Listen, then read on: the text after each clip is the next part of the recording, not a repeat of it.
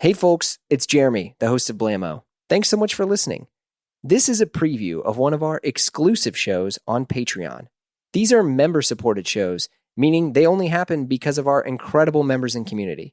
So check out a preview of the episode, and if you like it, consider joining us on Patreon at patreon.com/Blammo, where we have tons of exclusive Blammo episodes, shows, our amazing Slack group, and we're adding new things for members all the time. If not, no worries, we still love you, and we literally have hundreds of episodes of Blammo all free for you to dive into. Thanks so much. Well, good to see you, Derek. How have you been? It's great to see you. I recently went to the Omega boutique. Did you? Yeah, Salito was in town, and after my trip, I stopped by the Salito boutique. Did you see that they recently released the first Omega in space? I did. This new edition? I did. So what's different about it? So this is not the one that went to the moon. It's just the first one in space. It's a recreation of the one that was first worn to space. But it's a little bit different. They released one, I want to say, I think it was like 2012 or something. Okay. And then they that sold out, and then they re-released a new version, which online it says that has this like blue-gray dial. I mean, it's kind of, the blue is very, very subtle.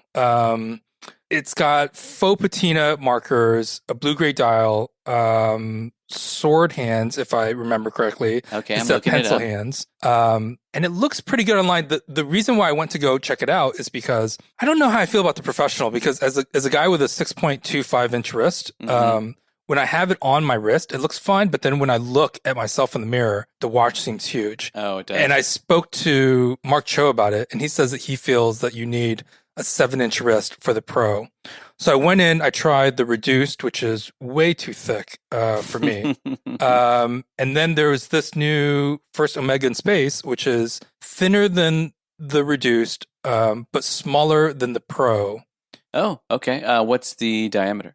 39 like and a half? 38, 39 maybe, somewhere around there. Maybe like 39.5, somewhere around there. Yeah. I think it's between, I think the reduced is 38 and the Pro is 42. So it's somewhere between those two. I don't know how I feel about it. It's, what about the size? Size okay? Yeah, the size is okay. It's a little, feels like it lacks the utilitarian kind of like charm of the original Pro. Of the Speedmaster? Yeah. I like the Speedmaster because it feels so utilitarian, and to me it looks really good if you wear workwear. But the new first Omega in space, it got rave reviews online, but then when I tried it on, I don't know. I'm a little bit ambivalent about it. It is still a Speedmaster. What's the difference between this and the Pro? Is it just the size? Well, it's the sword hands instead of pencil hands. Okay. The faux patina, the blue-gray dial instead of this matte black dial, and then it's smaller. It looks good. I think it looks good, but when I tried it on, there was just something about it. Just didn't have that kind of like, I didn't have that like workwear utilitarian charm that I think makes the Pro so appealing. That's true. The Speedmaster with workwear is great. It looks really good. It does. But it's just too big for my wrist. The sales associate had me try on the Speedmaster with the 321, the modern version of it. He had me try on the white gold version. And I was looking at it and I was like, oh, that's kind of a nice watch. And I asked him how much it was, and he said 91,000. That's pocket change. And that's you don't have that just lying around? That's the most expensive thing I've ever touched outside of a house. And I don't even own a house. I'm just talking about things that I physically have put my hands on. I physically touched a house, and this is the second most expensive thing. So he told me 91,000. I was like, why would you even put this on my wrist? Like I would drop this. Right. Why would you even assume that I could even be allowed to touch such a thing? So I thought my hand was going to shake when I like gave it back to him. I was like, that is insanely expensive. That would like ruin my life if I dropped that thing. You're on the hook for quite a few years. But I got to try it out. It's an interesting watch. Our friend George Wang over at Brio also mentioned that he liked the new version of the Omega 321. The 321 is, of course, the old kind of like storied, the original movement that went into the watch that went to the moon. I think the new version has an exhibition case back, which allows you to look at it. Oh, that's the steel nice. version is $15,000, which is pricey. Ooh, still, yeah. I have to admit, if my wrist was bigger, to me the choice is obvious. I would just go for a vintage Speedmaster Pro. Yeah. But yeah, I don't know. The new ones are kind of so for me. I mean, they're nice. Like the new first Omega in Space is, I think it's like $8,000 or $9,000. And to me, that's a lot of money for me. It is, yeah. So it's not enough for me to spend $8,000 or $9,000 on a watch. What was the last watch that you bought? Well, it was let me pull up the name. It's a Casio G-Shock GW5610U. They sell it on Amazon for $134. That's expensive for a G-Shock. I mean, because you can get G-Shocks for like $60 or $70. Yeah. So, but there are also G-Shocks that are like $3,000, or I don't know, $3,000, but they're like $1,000. I mean, they're like, sometimes I see a price and I'm like, who's going to pay that much money for a G-Shock? Give me a break. But I really, really like that watch because it has features that I actually find myself using. Such as? I use the alarm all the time because if I am working and I have a phone call appointment coming up, I set the alarm to remind myself, because often I'll be working and then I'm like, I'll look up and all of a sudden I've missed my appointment. Time goes by, yeah. And I feel horrible. But now that I've got that watch, I've been on time for all of my appointments. And then I also use it to time things. So sometimes like I'll say, an actual stopwatch. Yeah, an actual stopwatch. So I'll just use it to write for an hour, and then take a break, timer, stretch. Yeah, the timer on my watch it's actually genuinely a really, really enjoyable, functional watch that I enjoy wearing. Too thick and utilitarian to wear with tailored clothing, but great for workwear. Yeah, and it's waterproof. So like if you're washing hands and stuff, you're not worried about it. I don't wash hands. I'm yeah. That's actually one of the things I guess I've been wearing it all year, but that's one of the things I'm most excited to wear this fall, which is the theme of our episode. That's the subject, what we're excited about to wear for fall. That's one of them? That's one of them. I mean, that's been the thing that I've been wearing all year.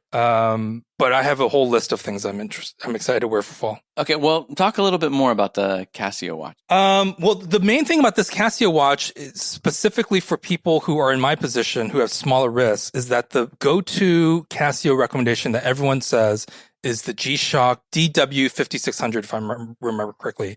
That's the one that costs like somewhere around like $50 or $70. And it's a great watch. I really enjoy that. It has all the features that I just discussed. It runs on a battery. The one that I just bought is solar powered. So it means that sometimes you have to let it sit by a windowsill for a while to charge up. Or just go outside. But the number one thing that's great about the 5610 is that it's slightly smaller. So to me, it is. If your wrist is, I would say like 6.5 and smaller, but even like maybe 6.75 and smaller, like to me the DW5600 I think really requires a big wrist. I think you need like a 7-inch wrist and above. Oh, okay. Because it's a pretty chunky watch, and especially if you get into the other G-Shocks, they're like even bigger. Those are massive. Yeah, those so are like this hockey pucks on your wrist. This one is like the G-Shock for people like me who have girly wrists and want a utilitarian workwear watch and don't want to spend a lot of money. And I think they've done some collaborations. They've obviously done collaboration with Hodinkee. I've seen them do collaborations with Margaret Howell, some Japanese kind of like fashion brands. Have they really? Yeah. Wow, So I had no idea. If you wanted the kind of like wink, wink in the nod kind of like no kind of watches, there are those available. But to me, the real basic one that you can get on Amazon or straight from G-Shock's site is great. Good enough? Yeah. What are you excited to wear for this fall? Oh, man. The list is long. I do like warm weather. Don't get me wrong. I do enjoy just going out, and especially in the evening is when warm weather is great, because then it cools down just enough where you can walk outside and enjoy a nice breeze, and the air almost feels creamy. It's warm, but not suffocatingly hot. But I hate working in it. And if you're into clothes, it's really hard to layer when it's hot outside. So when the weather gets cooler is just perfect. And in San Francisco, we're fortunate to have year-round layering weather. Yeah. And it's starting to get cooler. It jumped up a few degrees today, but it's starting to get cooler. And the first thing that comes to my mind is layering. And there's so much you can layer with. But what I grew up never owning in San Diego, where it was just too hot to layer, it was mostly just shorts and flip-flops and a t-shirt. And maybe if it got cold, you would put a windbreaker on or like a barracuda, something light. But scarves was something that no one in our family had. I've never seen a scarf in San Diego. They just don't exist. It's funny because it's the opposite in Europe. As soon as it gets cold, they'll wear shorts, flip-flops, and a shirt. And as soon as it gets cold, to put on a scarf as opposed to putting on pants or a jacket. But for me, a scarf it just says, oh, cool weather is here. Yeah. I don't think I would wear it with shorts and a t-shirt and flip-flops. I don't know. I might. But there's some cool ones that I've had my eye on recently from Capital. But oh, yeah. The thing is with that, I looked in my wardrobe and I'm thinking there is another thing that is also on my wish list for the fall that I'm looking forward to getting. And that is a raincoat. I don't have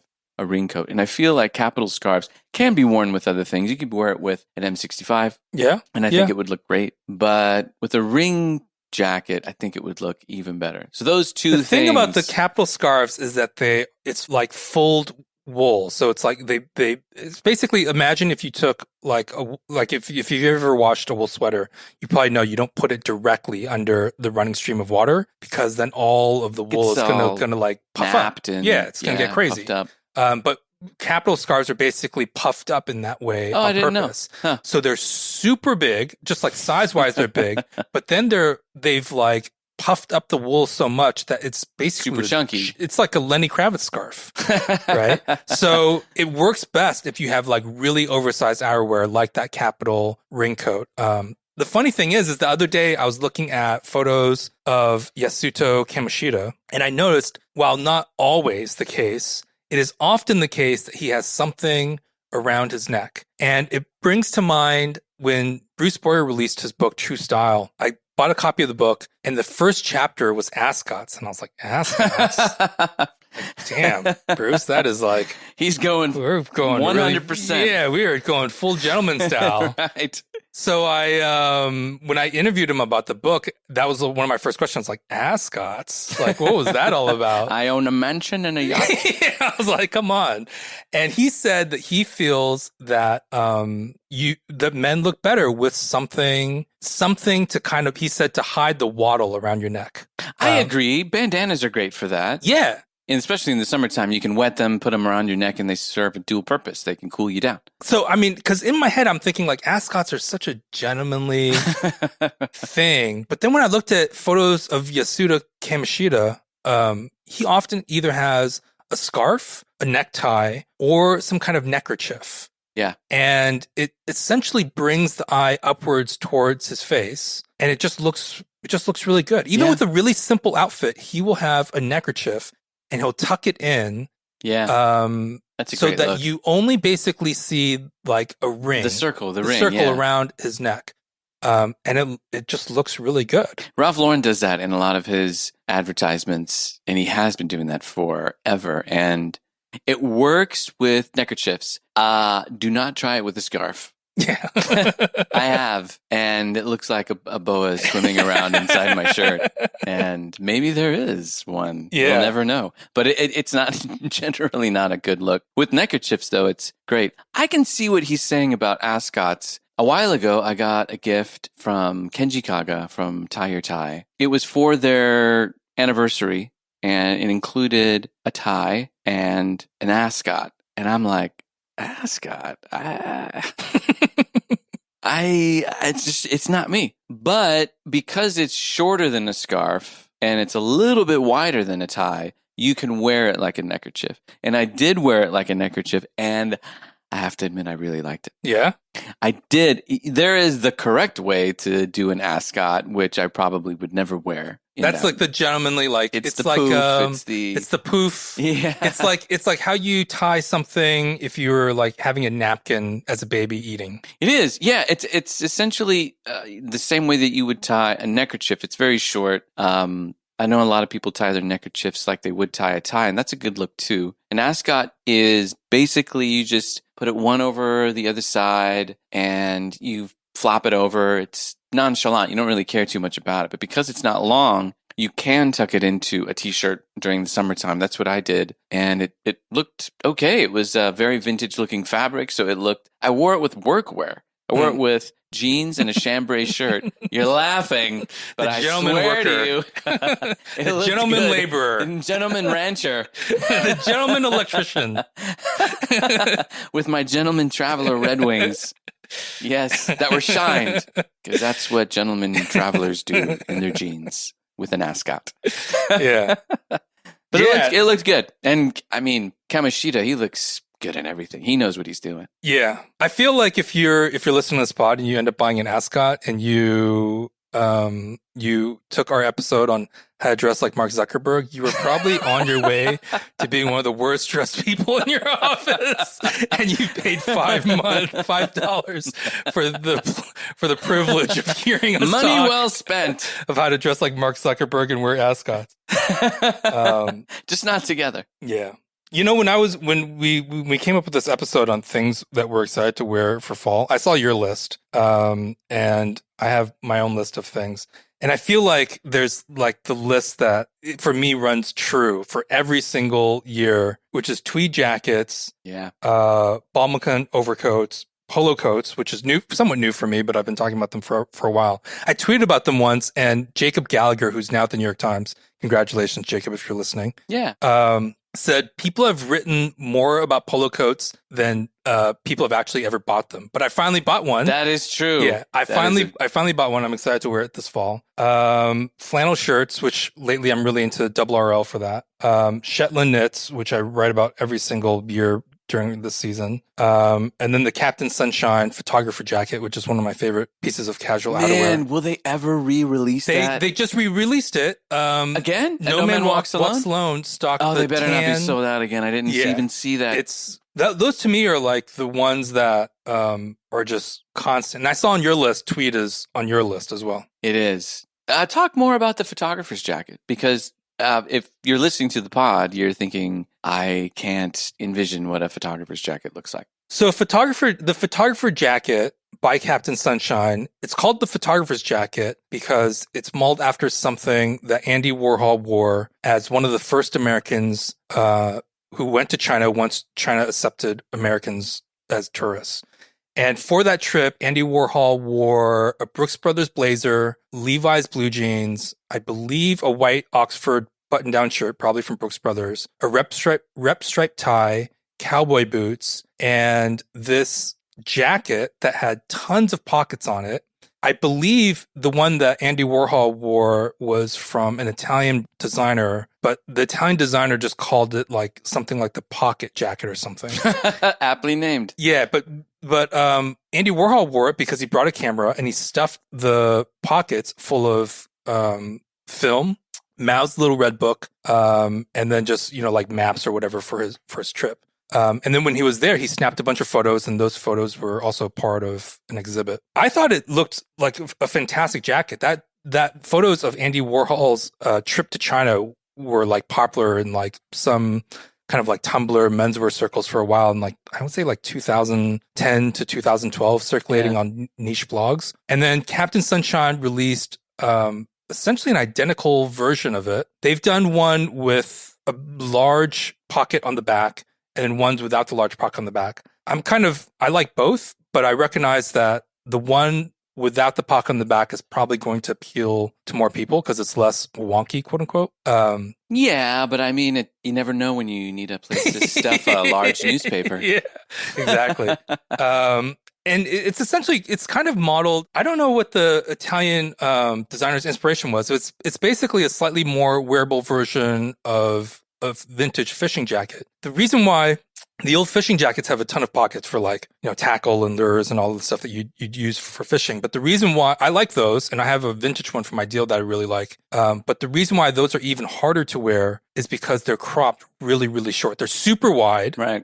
Because they're intended for you to layer over like a bunch of other clothing. It's utilitarian clothing. And it's super cropped because You're fisherman usually in waders. Yeah, you're in waders and you'd be out in the middle of a river. So you're not going to wear like, even like what you can imagine like a trucker jacket length would be too long because you'd be soaking wet. So the Captain Sunshine one is still cropped. I mean, it's basically a replica of what Andy Warhol wore. So it's still slightly cropped, but it's not as cropped as a wading fisherman's jacket. I like it because any kind of like normal person is going to look at that and think it looks like stupid and wonky and too many pockets. Yeah, too many pockets. But I like it because it's just so absurd looking, utilitarian looking. It has a connection to Andy Warhol going to China. I agree with you, but I think it straddles just this side of the fence of having too much, meaning a couple more pockets and it would push it over the edge. Yeah. But I think it has just enough, or maybe I'm just an abnormal person and I've seen it so many times. I think I can fit things in there. I can find things to put in there. The times that I've used it and used it to carry my wallet, there have been times where I'm like going through 5 pockets to figure out where I put my card case. I love it. I love it because it's a weird jacket. It's got a slightly kind of like balloon-ish shape when you wear it. And yeah, easily one of my favorite jackets. But it's kind of, to me, it's on the list of like tweed jackets, balmacan overcoats, polo coats, flannel shirts, Shetland knits. Those there, I think. Want to hear the rest? Listen to the full episode and many more other exclusive episodes over on our Patreon. Visit patreon.com/Blamo to sign up and join the Blam fam. You also get access to our exclusive members-only Slack group where we chat about this and a ton of other things. So head over to patreon.com/Blamo and we'll see you there.